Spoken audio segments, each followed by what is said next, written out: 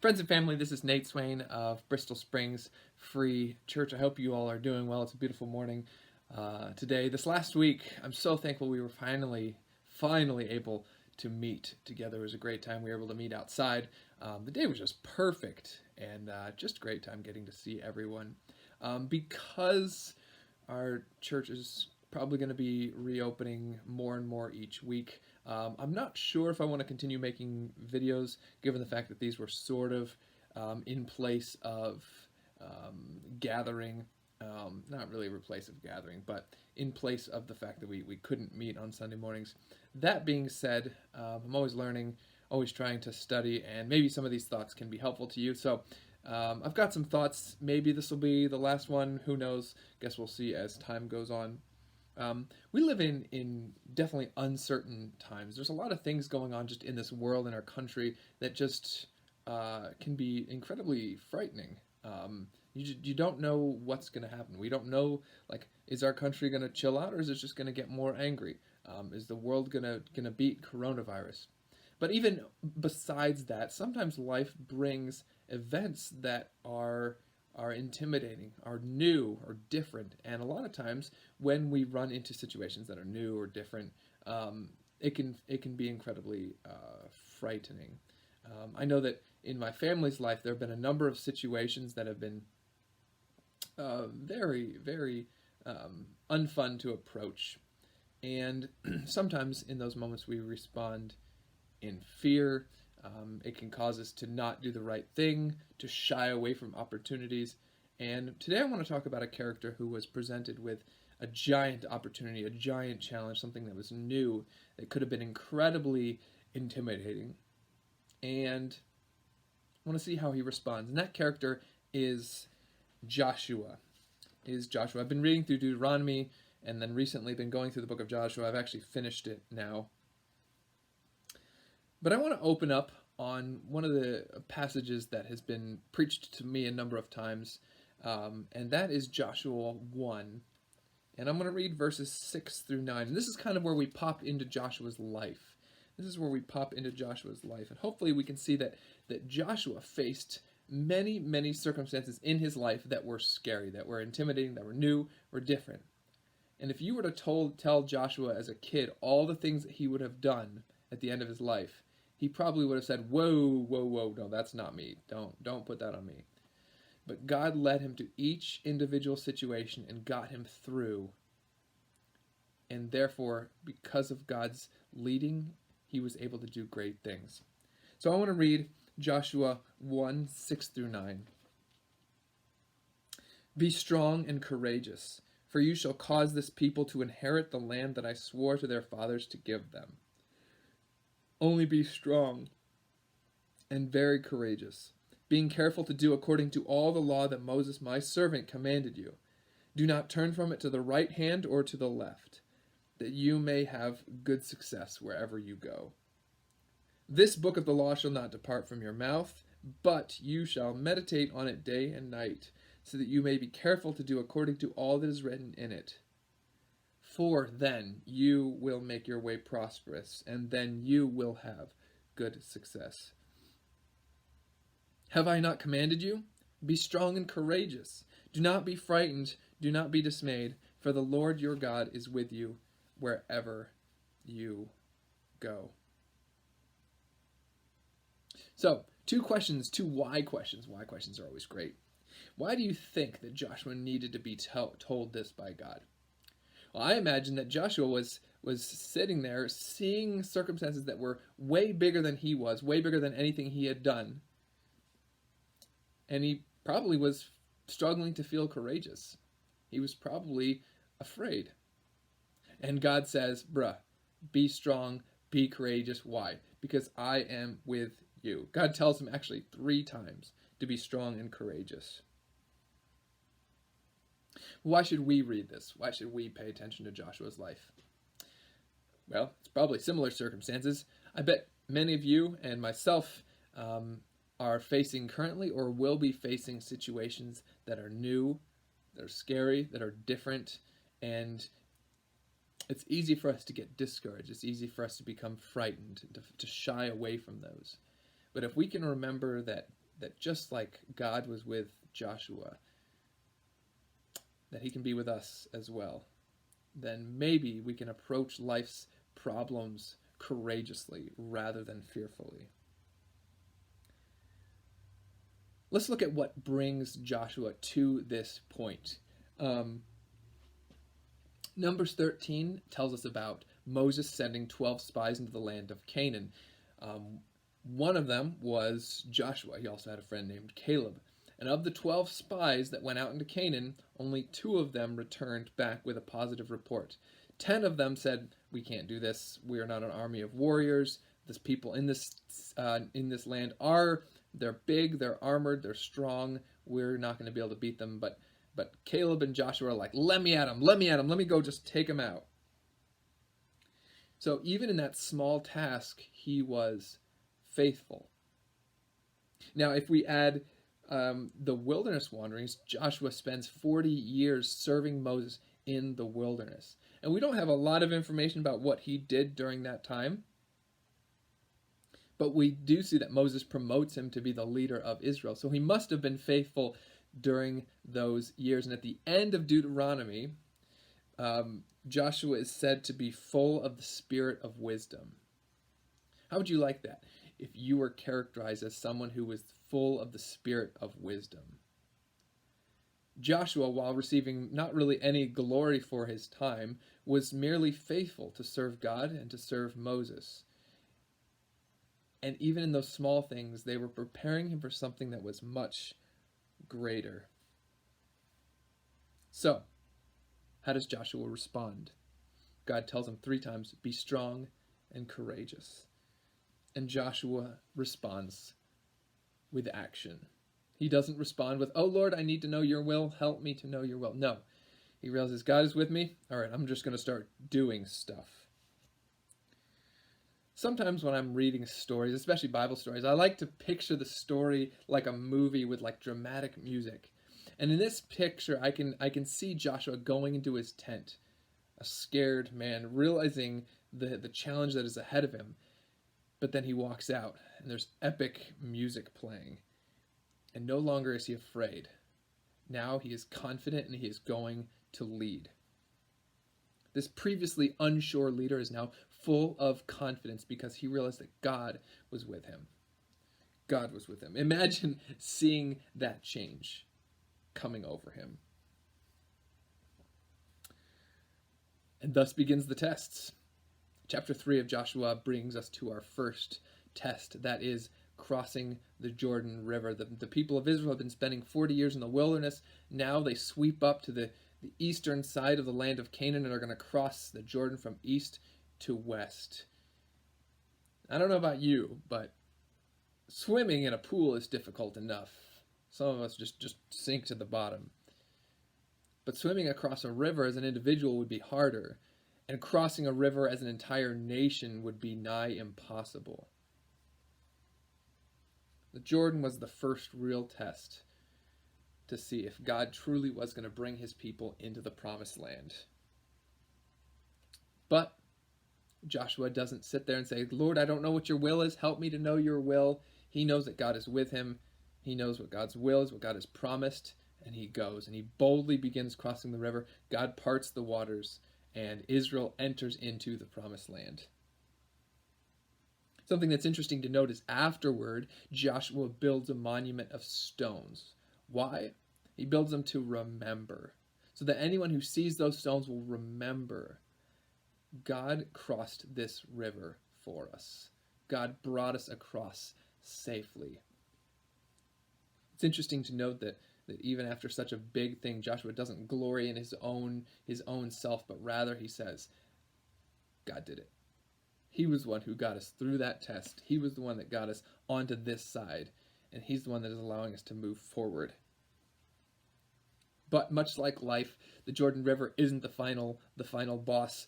Rather, they now face down Jericho, which was a walled city. Something to remember about the people of Israel: they're not a warrior people. They were slaves.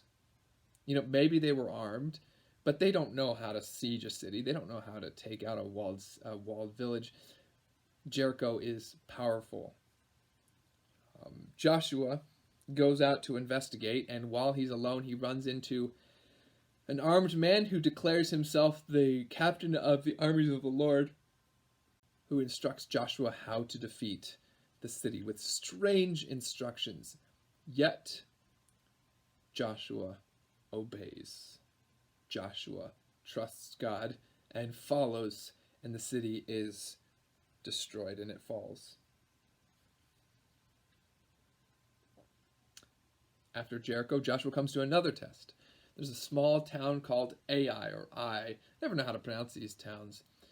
But Ai is Joshua's first real test as a military commander. And so, what does he do? He sends in the troops.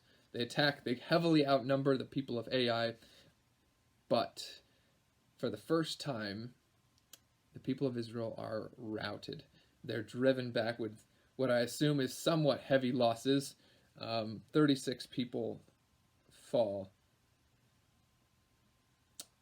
Imagine being the leader, and your first real shot as the leader, you get defeated. Joshua's courage could be said to be broken, but instead of falling apart, he falls before God, and God lifts him up. In that moment of insecurity, I assume, of frustration, of sadness, of shock, seeing their army retreating, Joshua runs to God. After dealing with Achan's sin, there was sin within the camp that leads to the death of many others. Joshua rises up and goes. And in Joshua 8, 1 and 2, we're reminded that God tells him not to fear or be discouraged, because he is not alone. This time, backed by the Lord, Joshua and the hosts of Israel are able to completely rout the people of Ai, and victory is achieved. So, Joshua failed as a commander, and even despite that, he fell before God, and God gave him the victory. Joshua erects another altar and reads aloud the law of Moses, reminding people who it was that had delivered them. How often is it easy for you and me to forget God in the midst of good times? When things are going really badly, we're like, God, help, save me. But then once things start to go well, so often I forget him. So often we think that we have achieved it under our own strength. Maybe there was some amount of that, because there's another town, another group of people that show up called the Gibeonites, and their bread is old and stale, their clothes are worn out, and they said, bro, we've been traveling a long way to find you, and we'd like to make an alliance. We won't attack you if you don't attack us. We live far away. Don't worry about us. And so Joshua says, yeah, your bread looks old, your clothes are worn out, let's do it. It's only after that he realizes that they are not far. In fact, they are in fact his neighbors. They are close by. And Joshua 9:14 says that they did not seek God's counsel. So there is an aspect maybe which Joshua was lifted up by his victory, and something small, these people show up, and he forgot God. He forgot God. But this is a pretty big failure as a leader. Now there's enemies that are right next to them, which sure they're not going to attack each other, but they can't drive them out like God had wanted to. But this is so cool about the way that God works, because this event possibly led to what I think is the climax of Joshua's career, Joshua's life. You see, Gibeon was stronger than Ai. Ai was a little town. Gibeon was stronger. And so once Gibeon's neighbors realized, this strong city it's not only well armed in and of itself, but now it's allied with these new people, the Israelites. And so there are 5 kings that gather together, a last alliance of, well, not elves and men, but just kings and other kings. Anyways, they get together and they attack Gibeon. And Gibeon calls out to Israel to fight, and Joshua gathers his soldiers to fight what is probably the biggest enemy he has faced. This time, God is with him. God tells him not to fear and promises to be with him. And the Israelites, through God's help, are able to drive the enemy from the field. But this is what's so cool. This is what is so cool. Here happens one of the most amazing events in the Old Testament, and definitely, I think, the highlight of Joshua's life. As the Israelites fought their enemies, Joshua realized that the person who was in power over the universe was with him, and he commands the sun and the moon, the celestial system, to halt so that they have more time to fight. Joshua 10:14, which I want to open that up right now because I think it's fascinating. Just going to read it. Joshua 10:14 says, "There has been no day like it before or since, when the Lord heeded the voice of a man, for the Lord fought for Israel." The Lord fought for Israel. Joshua's 100% submission to following and obeying God meant that in that moment, he stood before the people of Israel and he commanded nature to halt. And God listened to him and obeyed. He had failed as a leader. He had just forgotten to call upon God, and now is stuck with this enemy, these people, Gibeonites, within the town. And yet now, because God was with him, he was telling nature what to do, and nature obeyed. God was with him. God lifted him up even in the midst of his failure, through his failure, and gave him victory. It's a fascinating story that I think sometimes we forget about. After defeating those 5 kings, the Amorites, Joshua had a number of enemies still to defeat, but the rest seems to be mostly smooth. The Lord was with Joshua, and nothing could stop him or Joshua. At the end of Joshua 12, verse 24, it says that he defeated 31 kings. Think about this. A young boy, perhaps late teens, 20 maybe, sent into the land of Canaan as a spy would someday be someone who defeated 31 kings. Joshua had to be told to be courageous, but he trusted God, and he knew that God was with him, and he acted, and God worked some amazing things. So, us today, what can we learn about Joshua and then apply it to our lives? Well, I think there's a few things that just we can see in Joshua's life. First, he was afraid. He was afraid. Joshua was afraid. He had to be told over and over and over that God was with him. Second of all, he failed. Joshua failed as a military leader at Ai. He failed with Gibeon, and also in that he sinned. Joshua sinned epically, not trusting God. And the consequences were now that you're stuck with this people next to you. And that's only the stories that we are told about. But notice that in his fear, he didn't fall apart. In his fear, he ran to God. Joshua put up reminders of God's deliverance so that he wouldn't forget him. And lastly, upon finding God's presence with him, Joshua acted. Joshua acted. He didn't sit there and say, "Lord, show me your will." No, God said, "I am with you. Don't be afraid." And Joshua said, "All right, let's do this. Let's roll." I want to read a verse from the New Testament, 2 Timothy 1, verses 6 through 7. "For this reason I remind you to fan into flame the gift of God, which is with you through the laying on of my hands." The gift of God is the spirit that we have. "For God gave us a spirit not of fear, but of power and love and self-control." Today, if you have received, if you have a relationship with Jesus Christ, you have received the spirit of power. You should not be characterized by fear because there is someone who is with you, who is inside you. But looking at Joshua's life, I think there are a few things that we can apply then to our own lives. First, it's okay to be uncertain. It's okay to not know, to be like, whoa, this is kind of scary. You will fail. I am going to fail in life. I'm going to sin in life. If you think that if your goal is to get through life without messing up, without goofing up, you're going to be disappointed. Assume that failure will happen. Assume that sin will happen. But when that happens, we don't have to give up.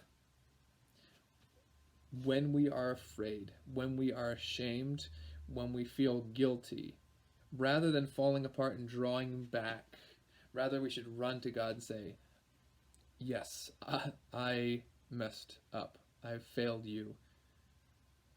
Please be with me. Please forgive me. Please make me right before him. Seek him with all of your heart. Pour out your fears and your thoughts to him.